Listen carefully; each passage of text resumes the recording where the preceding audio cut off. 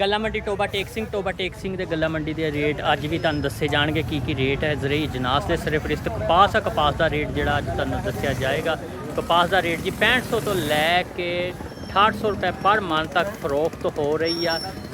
अगला नंबर जी गंदम का रेट दिन ब दिन बढ़ रहा वा, दिन ब दिन तरक्की से जा रहा वा। तो गंदम का जोड़ा अज रेट है 3400 रुपया पर मन फरोख्त हो रहा, 3350 भी हो रही है, 3400 रुपया पर मन तक फरोख्त हो रही है।